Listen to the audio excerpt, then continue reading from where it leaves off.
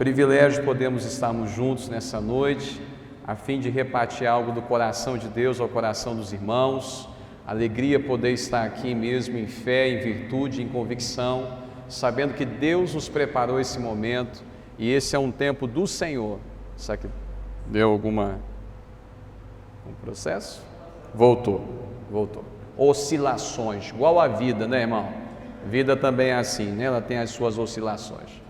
Privilégio a gente poder estar junto, privilégio a gente poder compartilhar algo do coração de Deus. Pastor Cláudio, obrigado pela oportunidade. Os irmãos que a gente já reencontrou, privilégio estarmos juntos. Aos irmãos que nós estamos conhecendo nessa noite, também privilégio no Espírito, a gente saber que cada vez mais o Senhor nos tem conectado à sua família. Quero ir a uma palavra de oração e depois nós vamos à meditação da palavra, amém? Feche seus olhos. Pai, obrigado, Senhor, por essa noite. Obrigado, Senhor Deus, pelo privilégio de sermos família. Obrigado, Senhor, pela Tua graça revelada aos nossos corações.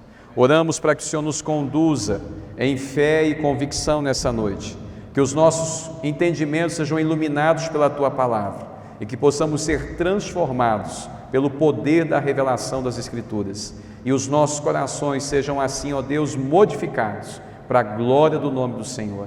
Fala conosco, Pai, é a nossa oração, em nome de Jesus. Amém.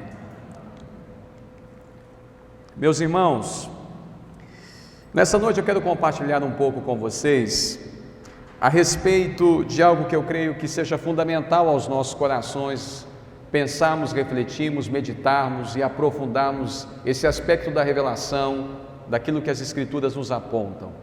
Quando nós olhamos para o Evangelho, e aqui eu começo uma pergunta introdutória para nós pensarmos isso juntos, no que consiste a revelação do Evangelho? O que o nosso Senhor Jesus Cristo veio nos revelar? O que é que o nosso Senhor Jesus Cristo veio trazer a mim e a você como revelação, sabendo que essa revelação iria nos conduzir àquilo que é o propósito da vontade do coração de Deus? Nós cremos num Deus que é soberano, amém? Nós cremos num Deus que está sobre todas as coisas. Nós cremos num Deus que está escrevendo a história da sua vontade de forma contínua e constante, de acordo com aquilo que é a história do próprio homem. Nós cremos num Deus soberano, escrevendo a história e agindo de modo intencional para o cumprimento da sua vontade. Essa vontade que começou desde os tempos eternos, porque antes que houvesse céus e terra, o Senhor já tinha a sua vontade estabelecida no conselho da Trindade. Havia uma vontade que o Senhor Deus, desde a eternidade, tem traduzido, tem feito e tem realizado. Essa vontade teve fases, etapas, até chegar à plenitude da revelação, nosso Senhor Jesus Cristo. E Ele, o nosso Senhor, é a perfeita revelação. Aquilo que havia sido dito agora a partir de Jesus é revelado de maneira clara e total. Qual é a grande revelação do Evangelho nos dada através da pessoa de Jesus? O que é que Jesus veio nos comunicar? Qual é o ápice dessa revelação? Aquilo que Deus começou a fazer, e aqui nós partimos de um pressuposto. Deus, na sua soberania de Deus, deseja criar um homem, deseja criar a humanidade, e tem uma vontade para essa humanidade, tem um desejo para essa humanidade. E qual é o desejo de Deus a respeito da humanidade? Se fazer conhecido. Preste atenção nisso. Deus não criou todas as coisas porque carecia criar. Deus não criou todas as coisas porque tinha necessidade para criar. Todas as coisas não foram criadas porque havia em Deus algum tipo de carência. Não. Deus, no seu ser absoluto de Deus, cria todas as coisas com um propósito a partir daquilo que Ele decidiu no conselho da sua vontade. Não por carência, não por falta, mas por propósito. Qual propósito é esse? E uma das coisas que as Escrituras nos revelam é que Deus deseja ser conhecido. Esse Deus que agora deseja ser conhecido, cria todas as coisas com o propósito de revelar aquilo que Ele é e aquilo que Ele estabeleceu no conselho da sua vontade. Essa revelação é gradual ao longo da história da humanidade. Ela começa desde o Velho Testamento até chegar em Jesus, a plenitude da revelação. E a pergunta introdutória para nós essa noite é: o que Jesus veio nos revelar? Qual é a grande mensagem que o Evangelho veio nos comunicar? O que é que Jesus veio nos trazer? O que é que nós não havíamos ainda conhecido? Haja visto, Deus já estava se revelando. O que Jesus veio revelar à humanidade? Qual é a grande mensagem do Evangelho? Eu quero pensar um pouco sobre isso com os irmãos. Vamos abrir nossas Bíblias em Hebreus, capítulo de número 11. Hebreus, capítulo de número 1, verso de número 1. Hebreus 1:1. Todos acharam, amém? Havendo Deus outrora falado muitas vezes e de muitas maneiras aos pais pelos profetas. Perceba, Deus fala aos pais pelos profetas. Existe no desvelamento da revelação de Deus um movimento. Então Deus cria todas as coisas não por carência, não por necessidade. Deus cria todas as coisas com um propósito específico. Esse propósito específico é ser conhecido. Um Deus que deseja ser conhecido. Para ser conhecido, Deus se revela ao homem. E essa revelação é contínua e progressiva. É isso que o escritor aos Hebreus está nos dizendo. Havendo Deus falado aos pais pelos profetas. Deus já estava falando? Sim. Deus estava se movendo nessa revelação? Sim. Então Deus os falou aos pais pelos profetas. Contudo, o verso número 2 diz: nesses últimos dias nos falou pelo Filho, a quem constituiu o herdeiro de todas as coisas, pelo qual também fez o universo. Esse texto então nos aponta, meus irmãos, que a revelação, o falar de Deus, foi progressivo, contínuo e intencional. De tal maneira que esse Deus que deseja ser conhecido, que cria todas as coisas no conselho da sua vontade para ser conhecido através de tudo que criou, age de maneira soberana ao longo da história e traduz a sua vontade de revelação de maneira progressiva. E aí então nós temos todo o Velho Testamento, que de maneira muito intencional nos foi trazendo revelações acerca de Deus. Contudo, na plenitude dos tempos, Deus nos fala a respeito do seu Filho. Ou seja, a revelação que começou de modo progressivo, tem agora na pessoa de Jesus a sua plenitude. Jesus nos revela a plenitude daquilo que era a vontade desse Deus que deseja se revelar. Jesus é a perfeita imagem de toda a revelação que Deus deseja fazer. Em Jesus, toda a revelação que o Pai queria nos comunicar foi traduzida. E a pergunta é: qual é essa revelação? O que é que Jesus, de maneira intencional, veio nos traduzir?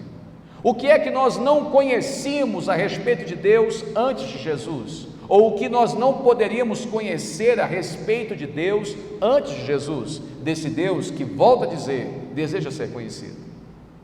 E de maneira muito intencional, preste atenção, irmão, no próprio verso número 2: nesses últimos dias nos falou pelo Filho.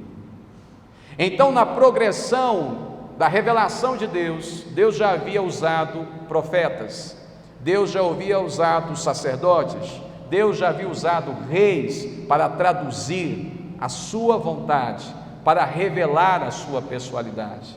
É o Antigo Testamento? É a Antiga Aliança? Contudo, agora Deus nos envia, não um profeta, não um rei, não um sacerdote, Deus envia o seu Filho. E aqui, meus irmãos, mora aquilo que eu quero compartilhar com você nessa noite. Qual é a grande revelação do Evangelho a partir da pessoalidade de Jesus? A grande revelação do Evangelho a partir de Jesus é que o nosso Deus é Pai. Era isso que, dentro de todo o plano da revelação, agora na pessoa de Jesus, está plenamente comunicada. Por isso que na plenitude dos tempos, quando Deus quis nos revelar a dimensão máxima da sua revelação, Ele nos enviou o seu Filho. Preste atenção: um rei, um profeta e um sacerdote nos revelaram dimensões acerca do ser de Deus. Contudo, na plenitude dos tempos, o Filho nos revelou aquilo que esse Deus poderoso é em essência. Ele é Pai. Essa é a revelação do Evangelho. Essa é a plenitude da revelação do Evangelho. Abra João, capítulo de número 14. João 14, verso de número 6. João 14, 6. Respondeu-lhe Jesus: eu sou o caminho, a verdade e a vida. Ninguém vem ao Pai a não ser por mim. Se vós me tivesses conhecido, conheceríeis também a meu Pai. Desde agora o conheceis e o tendes visto. Replicou-lhe Felipe: Senhor, mostra-nos o Pai, e isto nos basta. Verso 9, disse-lhe Jesus: Felipe, há tanto tempo estou convosco, e não me tens conhecido. Quem me vê a mim, vê o meu Pai. Como dizes tu, mostra-nos o Pai? Verso 10, não crê que estou no Pai, e que o Pai está em mim? As palavras que vos digo, não as digo de mim mesmo, mas o Pai que permanece em mim, faz as suas obras. Preste atenção nisso, irmão. Isso é importante para lavar o nosso entendimento e nós entendemos aquilo que é basilar da revelação do Evangelho. O verso de número 6 nos aponta claramente a expressão enfática de Jesus: eu sou o caminho, eu sou a verdade, eu sou a vida, ninguém vai ao Pai. Jesus então é o caminho para mais um Deus? Não, Jesus é o caminho para o Pai. Essa é a grande revelação. Pastor, mas nós cremos em Deus com toda certeza. Vamos ler outras expressões das cartas paulinas para confirmarmos isso. Contudo, o que nós cremos é que este Deus Todo-Poderoso é Pai de filhos. O que nós cremos é que não há uma antítese entre Deus e o Pai, contudo há uma contínua revelação. Aquilo que nós conhecíamos apenas na dimensão de Deus, agora nós conhecemos na experiência de paternidade. Não há uma divisão entre Deus e o paterno, há uma contínua revelação. Então, Jesus veio nos mostrar não apenas acerca de um Deus, Jesus veio nos mostrar que esse Deus é Pai.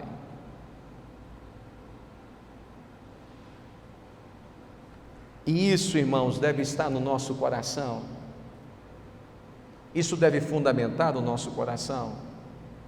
Jesus veio nos dizer então: eu sou o caminho para o Pai. Era isso que nós não conheceríamos sem Jesus.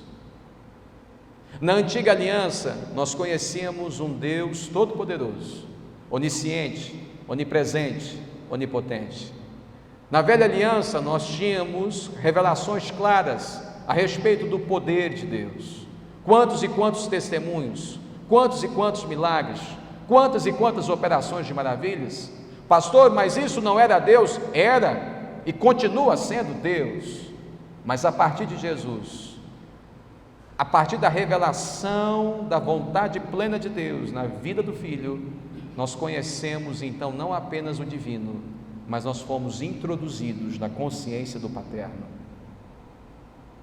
Por isso que Jesus é um filho, porque apenas um filho pode revelar um pai. Foi isso que Jesus veio nos mostrar, foi isso que Jesus veio nos revelar, foi isso que sem a pessoa de Jesus nós não conheceríamos. Preste atenção no que eu vou te dizer, irmãos. Nós já conhecemos um caminho para Deus.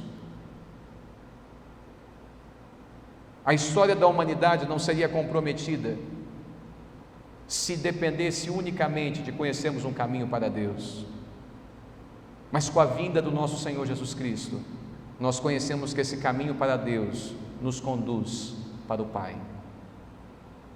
Pastor, mas o nosso Deus deixa de ser Deus por ser Pai? Não. Abra sua Bíblia em Efésios. capítulo de número 4, Efésios 4, 6.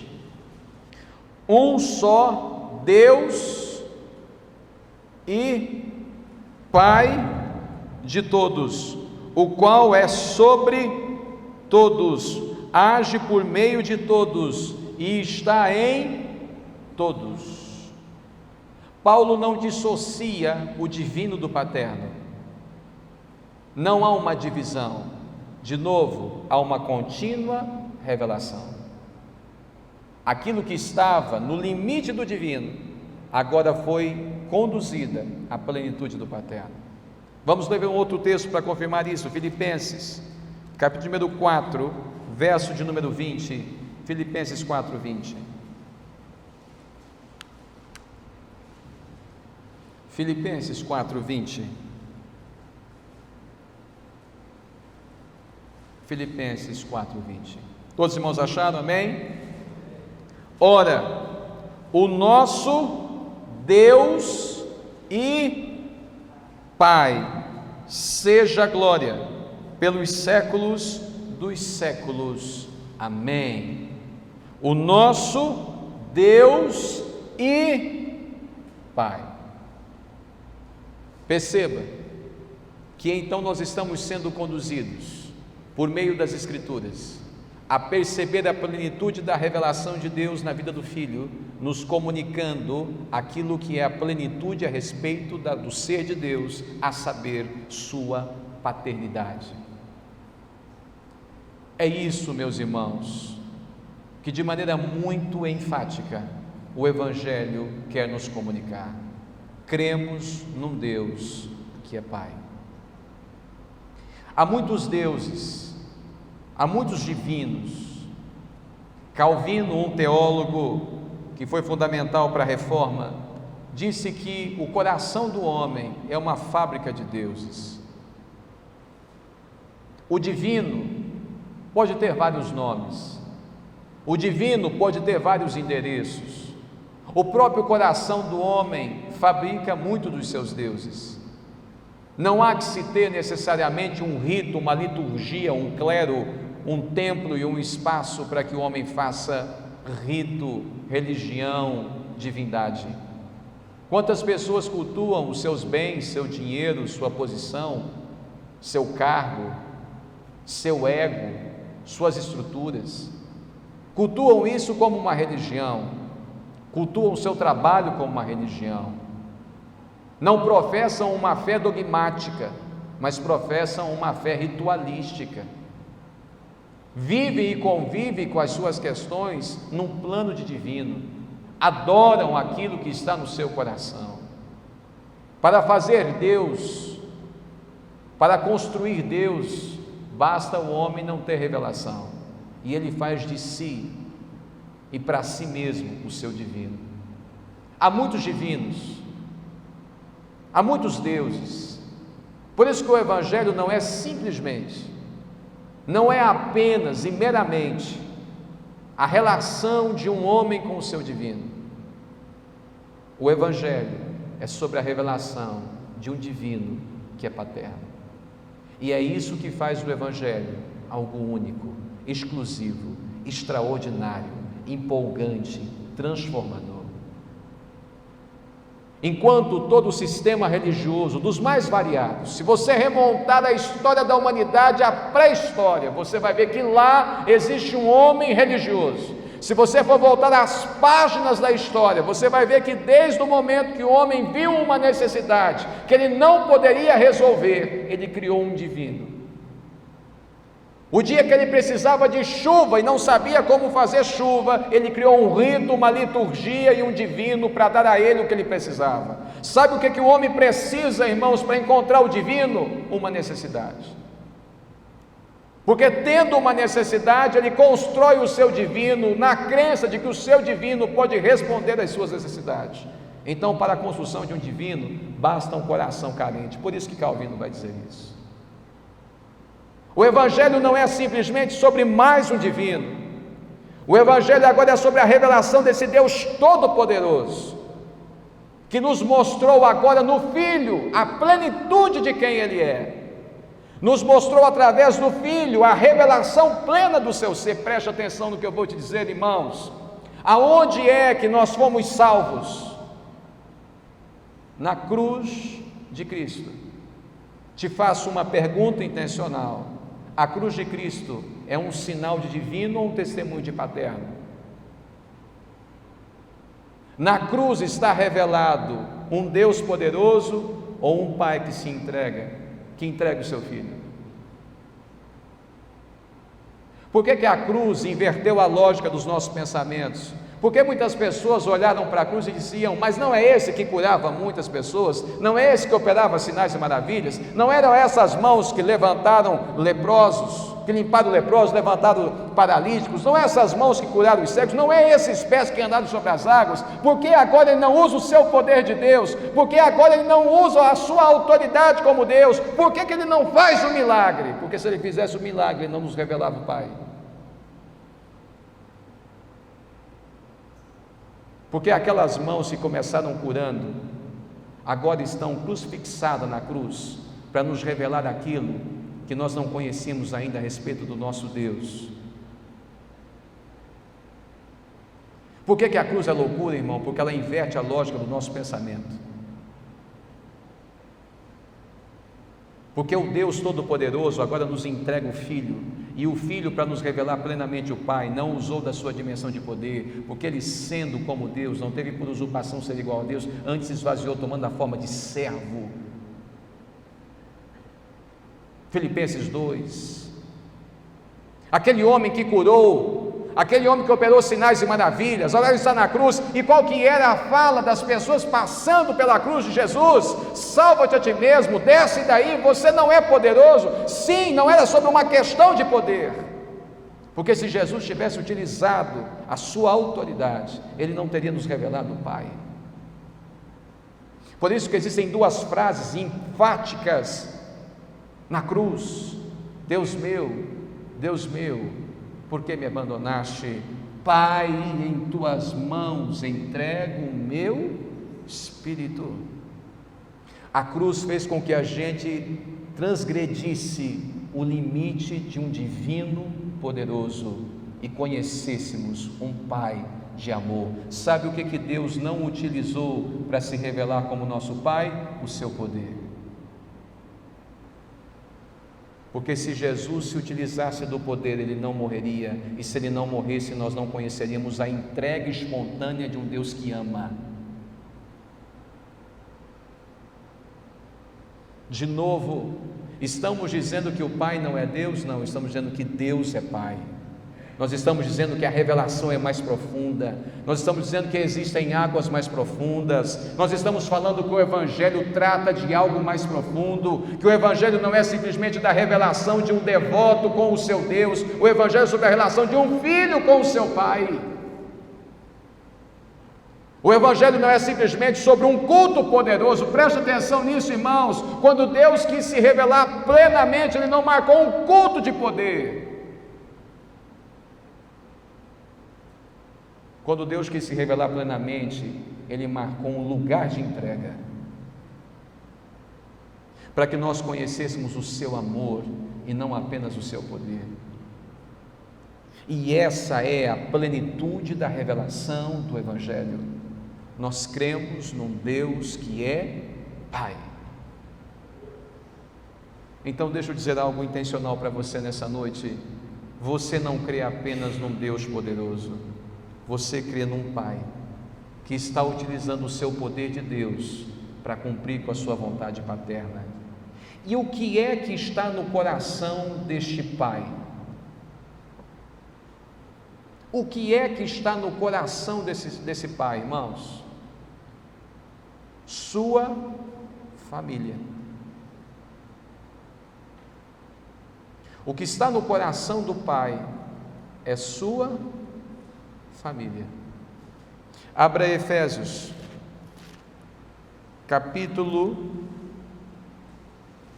de número 2, verso de número 19. Efésios 2, 19.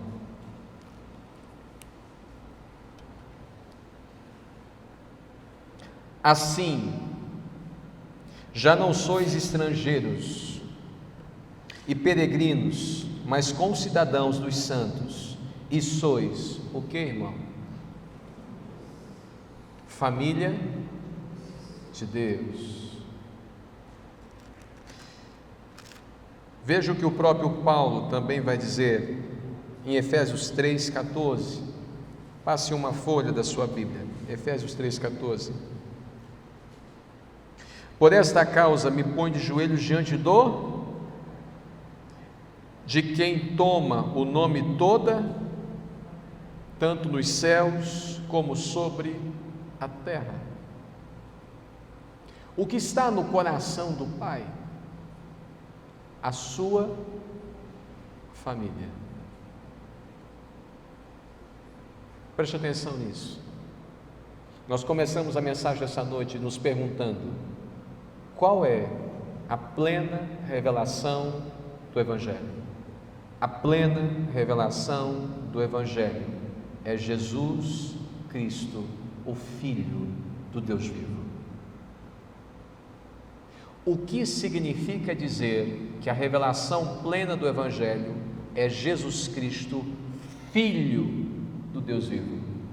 Significa dizer que o Filho veio nos revelar o Pai. E isso é a máxima revelação do Evangelho. Não é apenas sobre um Deus, agora é sobre um Pai.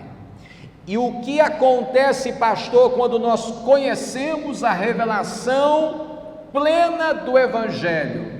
O que acontece quando nós conhecemos a Deus a partir da perspectiva de Cristo? Conhecemos aquilo que está no seu coração, a saber, sua família. Por isso que Paulo diz: agora que conhecemos o Evangelho, ele vai dizer em Efésios 8,19: assim, ou seja, a partir de agora, já não sois mais estrangeiros,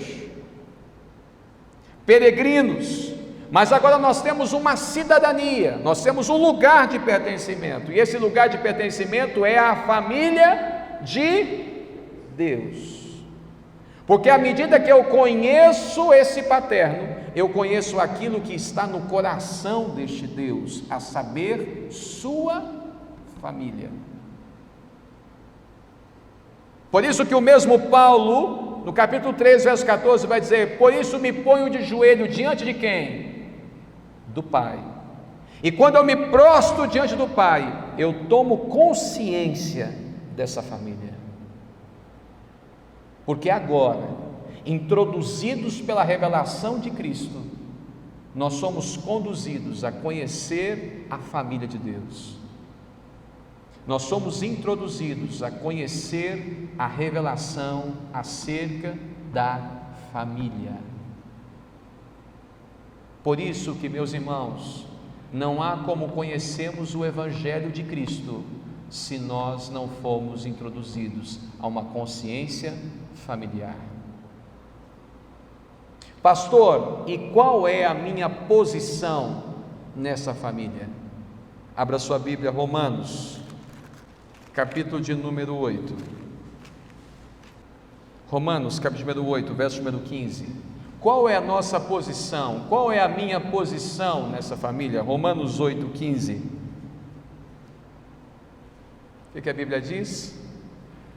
Porque não recebestes espírito de escravidão, para viverdes outra vez atemorizados, mas recebeste espírito de adoção, pelo qual clamamos, Abba, Pai. Verso de número 16, o próprio Espírito testifica com o nosso espírito que somos. Vamos ler de novo, verso 15, porque não recebestes espírito de escravidão, para viverdes outra vez atemorizados, mas recebeste espírito de adoção, no qual clamamos. Então, quando nós somos adotados nessa família, como que nós nos relacionamos com Deus? Como nós nos relacionamos com Deus? A partir de uma profunda consciência de paternidade. Não recebestes espírito de medo, mas recebeste espírito de adoção, e esse espírito de adoção faz com que agora nós clamamos, Abba, Pai. Por que, pastor? Verso de número 16, porque o próprio Espírito testifica com o nosso espírito que somos filhos de Deus. Aleluia! Louvado seja o nome do Senhor.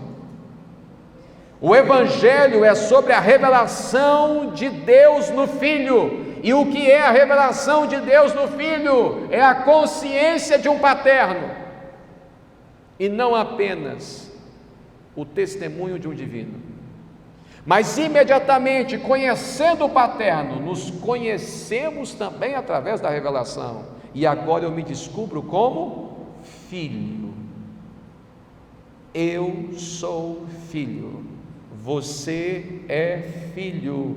Nós somos família de Deus. Porque foi isso que o próprio Pai testificou a respeito de Jesus, ao ser batizado em 3, conforme nos foi registrado pelo Evangelho de Mateus, capítulo número 3. À medida que Jesus é batizado, os céus se abrem e é uma voz que clama, que diz, que proclama: este é o meu Filho amado, em quem a minha alma se compraz. Qual foi o testemunho que os céus deram a respeito de Jesus? Filho, filho, filho, filho, filho. Este é o testemunho, essa é a revelação. É isso que o Evangelho vem nos dizer, desse lugar filial, desse lugar relacional. É sobre este lugar. E preste atenção, irmãos, porque imediatamente, o capítulo número 4 do Evangelho de Mateus vai dizer que Jesus foi levado ao deserto para ser tentado pelo diabo. E o que é que o diabo quis inverter na vida de Jesus? O que é que o diabo quis colocar em questão na vida de Jesus? Se tu és filiação, se tu és o Filho de Deus, se tu és o Filho de Deus, preste atenção, quando o diabo quiser trabalhar contra você, ele vai tentar gerar um conflito na sua identidade, porque só há 2 formas de vivermos a vida: ou vivemos a vida como filhos, ou vivemos a vida como órfãos. O homem, sem a revelação das Escrituras, vive a sua vida na sua orfandade. Mas um homem com revelação conhece a sua identidade e se sabe filho. Todo o conflito de um cristão verdadeiro está baseado nesse lugar de identidade. Porque quando nós não sabemos quem somos, nós nos tornamos aquilo que as circunstâncias, os momentos ou o nosso próprio coração diz que somos. Você olha e vê uma pessoa, muitas vezes com um desvio de comportamento, e a gente diz: por que essa pessoa está com esse desvio de comportamento? Por não se saber quem é. Porque quando nós não sabemos quem somos, nós se tornamos volúvel aos movimentos das circunstâncias. Mas quando sabemos quem somos, firmados em Cristo, na nossa identidade nele, nós damos testemunho desse lugar de identidade. Quem somos na família de Deus? Quem é você, meu irmão, minha irmã, na família de Deus? Você é filho. Você é filho. Você é filho. Você é filho. Porque Jesus não veio apenas nos dizer que Ele era filho. Jesus veio nos dizer que nós somos filhos junto dele, nele e com ele. Por isso que Jesus se tornou o primeiro entre muitos irmãos. Porque à medida que Jesus nos revelou o Pai, Ele nos revelou também quem nós somos. E à medida que nós nos conhecemos a partir da revelação de Cristo, nós assumimos a nossa posição como filhos. E quando nós assumimos nossa posição como filhos, o que acontece na nossa vida, pastor? Para caminharmos para a conclusão, nós assumimos o outro como irmão. Porque no dado momento que eu conheço a Deus como Pai e me conheço como filho, eu assumo o outro como meu irmão. E o que significa assumir o outro como irmão? Significa ter uma profunda sensibilidade, empenho, convicção a respeito das relações. Abra sua Bíblia em Lucas e vamos terminar com esse texto. Lucas, capítulo de número 22, verso de número 32. Lucas 22, 32.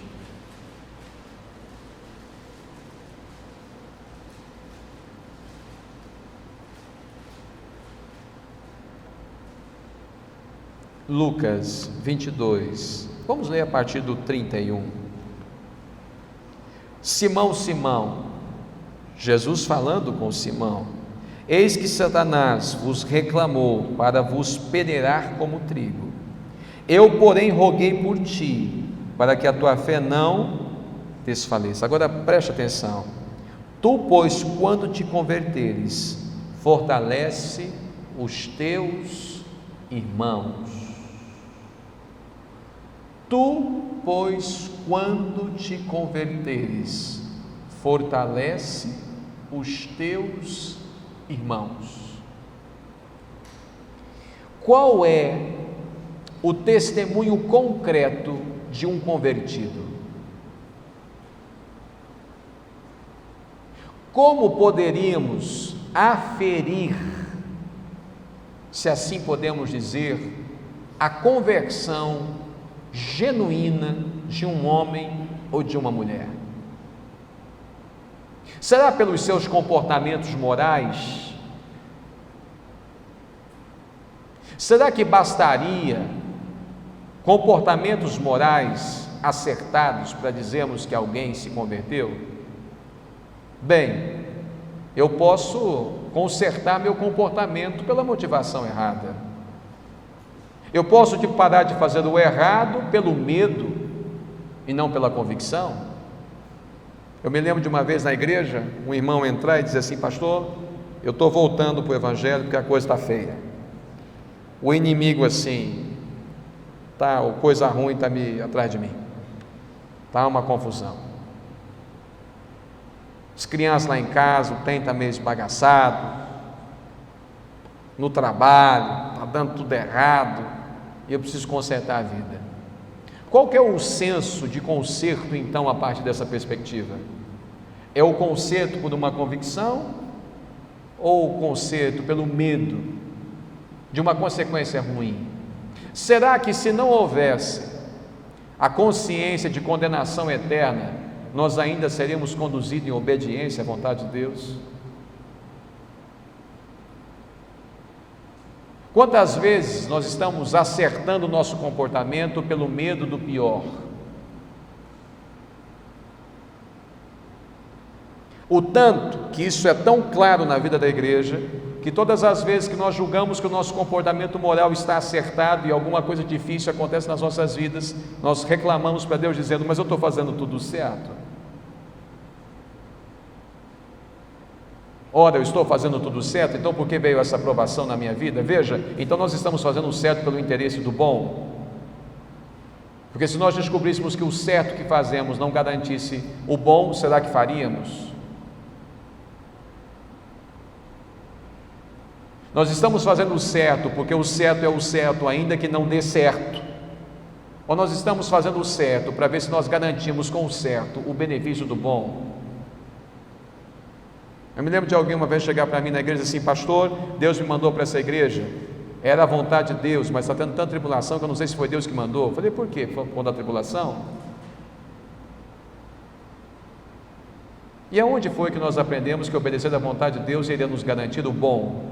Preste atenção, a vontade de Deus não vai te garantir o bom, a vontade de Deus vai garantir o cumprimento da vontade dEle. Jesus foi para a cruz, e estando na cruz, muitos disseram: deu errado. Então, o cumprimento da vontade de Deus não estabelece para nós o benefício de um bom. O cumprimento da vontade de Deus estabelece para nós a referência de um propósito cumprido. Por isso que a vida de um filho de Deus não é mensurada por aquilo que podemos chamar de benéfico. A vida de um filho de Deus é mensurada pelo cumprimento pleno da vontade do Pai sobre a vida dele. Por isso que Paulo diz: eu sei tanto e ter fartura como passar escassez, porque todas as coisas e em tudo eu estou completo naquele que me fortalece. Eu não estou preocupado com as mensurações de deu certo ou deu errado. Eu estou plenamente convicto que eu tenho que cumprir a minha vocação, ainda que isso me custe. Qual é o testemunho de alguém convertido, irmão? É o acerto do seu comportamento moral, é a sua vida devocional, é a leitura contínua das Escrituras. Não faltou leitura das Escrituras para os fariseus, não faltou leitura das Escrituras para os escribas, não faltou leitura das Escrituras para os saduceus. Estamos dizendo que um salvo não lê a Bíblia? De forma nenhuma, ele deve ler. Estou dizendo que um salvo não tem que acertar seu comportamento moral? De forma nenhuma, ele precisa acertar. Eu estou dizendo que isso não é um testemunho radical de conversão. Porque Jesus está olhando agora para um discípulo que já estava com ele 3 anos, sendo discipulado por ele, participando de culto todo. Irmão, presta atenção, Pedro não era membro da comunidade não, Pedro estava caminhando com Jesus Cristo, o Senhor, todos os dias, de segunda a segunda, era culto manhã, tarde, noite e vigília de vez em quando. Não faltou discipulado, não faltou leitura, a palavra encarnada estava junto dele. Mas Jesus olhou para ele e disse: quando você se converter,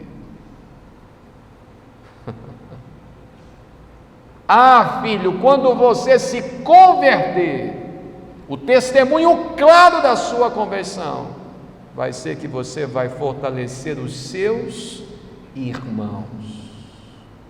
Então, qual é o testemunho de alguém convertido? É a sua consciência de família. Porque enquanto a nossa mente não for convertida à família, nós ainda não conhecemos o paterno. E se nós não conhecemos o paterno, nós não conhecemos a revelação plena do Evangelho. Então a gente pode estar vivendo tudo, menos o Evangelho de Cristo. Quando você se converter, Pedro, você não vai viver mais para você. Quando você se converter, Pedro, você vai fortalecer os teus irmãos. Quando você se converter, Pedro, você vai amar aquilo que está no coração de Deus. E o que é que está no coração de Deus, irmão? Os seus filhos. O que está no coração de Deus? A sua família. O que está no coração de Deus? Os nossos irmãos. O que está no coração de Deus? Eu e você, juntos. Pedro teve dificuldade. E Pedro não tinha dificuldade com Jesus, irmãos. Qual que era a grande dificuldade de Pedro? Com os irmãos. Pedro, para salvar Jesus, tirou uma espada e cortou a orelha do soldado. Pedro, para salvar Jesus, ele faria qualquer coisa. Contudo, quando ele viu aquele Jesus se entregando em favor dos irmãos, em favor da família, Pedro voltou a pescar, e Jesus o encontra lá em 21 de João, conforme nos descreveu. Não encontra por óbvio, né, irmão? Jesus não encontrou Pedro em 21 de João. João descreveu o encontro de Pedro com Jesus. E Jesus vai fazer uma pergunta para Pedro: Pedro, você me ama? Sim, Senhor. Tu sabes que eu te amo. Jesus repreendeu a Pedro e disse: você não me ama? Não, porque Jesus sabia que Pedro o amava. Qual era o grande problema de Pedro, irmão? Os seus irmãos. Então Jesus olha para Pedro e diz: se você me ama, então apacenta as minhas ovelhas, cuida da família. Pedro, você me ama?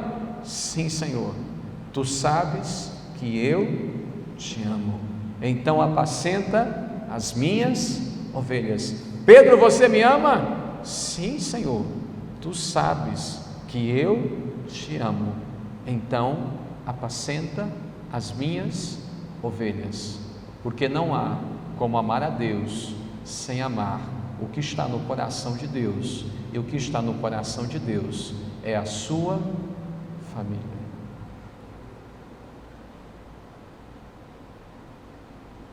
Para fecharmos a nossa meditação, abra ainda um último texto, 1 João, capítulo de número 3.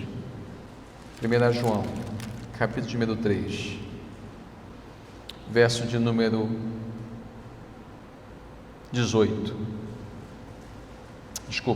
16. Vamos ler a partir do 16, chegamos no 18.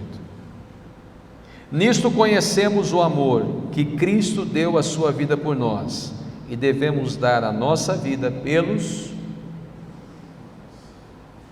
Vamos ler devagar para ser pedagógico. Nisto conhecemos o amor que Cristo deu a sua vida por, e devemos dar a nossa vida pelos irmãos. Então, o que consiste o Evangelho, irmãos? Sobre conhecer o amor de Deus e sobre entregar a vida pelos irmãos. Concluo a mensagem dessa noite com 3 apontamentos finais. Qual é a grande revelação do Evangelho?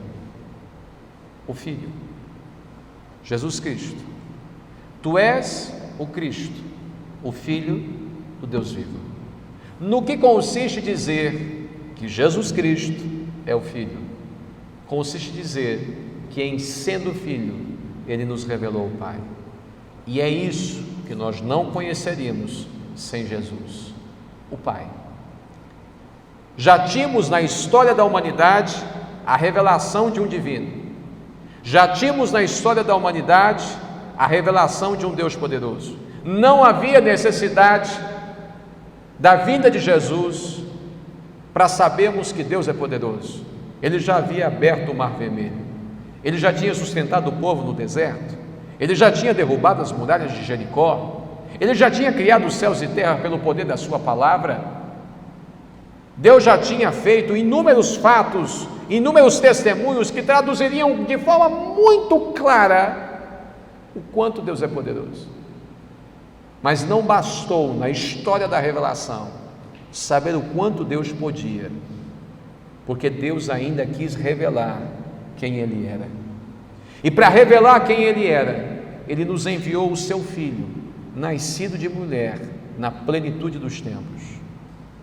E o Filho nos revelou o Pai, para que agora pudéssemos entender que este Deus é Pai, e entendendo que este Deus é Pai, nós também estivéssemos em nós um testemunho claro de quem nós somos. Somos filhos. E em sendo filho, agora nos prostramos diante do Pai para conhecer a sua vontade. Não estamos apenas agora se relacionando com Deus pelo seu poder. Não estamos agora se relacionando com Deus apenas pelas dádivas das suas mãos. Não estamos agora se relacionando com Deus apenas pela contemplação da nossa vontade ou satisfação do nosso interesse. Não, agora nós estamos se relacionando com Deus, porque nós temos a consciência clara de quem Ele é, e Ele é Pai. E preste atenção, quem ainda está preocupado com as suas necessidades, quem ainda está preocupado com a contemplação dos seus interesses, não conheceu o Pai. Porque quando nós conhecemos o Pai, a última coisa que nós precisamos se preocupar é com as nossas necessidades. Se vós, sendo maus, sabeis dar boas coisas para os vossos filhos, quem dirá eu, que sou o seu Pai? E agora, conhecendo o Pai, a partir do Filho, nós nos conhecemos. Quem somos? Filhos. E em sendo filhos, não somos simplesmente e meramente devotos, confessando uma fé, encontrando um divino. Não. Agora somos filhos que se prostram diante de um Pai para conhecer o seu coração. E o que é que há no coração de um pai? A sua família. E agora, consciente da família, consciente do Pai, consciente de mim, eu passo a traduzir uma vida em favor dos meus irmãos. Essa é a vida de todo aquele que nasceu de novo. Pela luz do Evangelho, é a vida de alguém que agora encontrou a vida da família. Eu quero te fazer duas perguntas para nós orarmos. A primeira delas: aonde está o meu coração? E aonde está o nosso coração quando o assunto é a família da fé? Qual é a nossa sensibilidade à vida de comunhão? Qual é a nossa sensibilidade em favor dos nossos irmãos? Qual é a nossa sensibilidade em favor da nossa família? Esse que está sentado do seu lado é seu irmão, é sua irmã. Você pode olhar para ele e falar assim: será, pastor? É.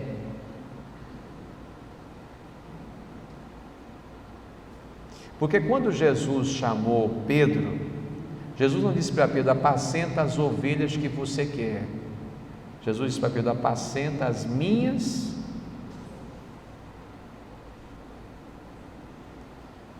Então, quem decide quem é filho é o Pai. É o Pai quem decide, porque é Ele quem gera, é Ele quem diz. Qual é a nossa consciência? Deixa eu te fazer uma pergunta bem prática, irmão. Quando você planeja a sua vida, você planeja a sua vida pensando estritamente em você e na sua família, ou você pensa a sua vida pensando na família de Deus? Quando você pensa a forma que você administra os seus recursos, você administra pensando em você, na sua família ou na família de Deus? Quando você pensa a forma de viver a sua vida, você vive de maneira pensando em você, na sua família ou na família de Deus? Eu me lembro, pastor Cláudio, que uma vez um irmão chegou para mim na igreja e disse: pastor, você unge casa? Falei: irmão, antes de eu falar para você por que unjo ou por que não unjo casa, deixa eu dizer algo para você. Tudo que nós entregamos na mão de Deus, Jesus tem uma estranha mania de levantar da graça e repartir. Então tudo que você entrega na mão dele, ele levanta da graça e reparte. Então a pergunta não é se eu unjo a sua casa, a pergunta é se a partir do momento que você consagrá-la como casa de Deus, se Jesus pode levar a família dele para lá.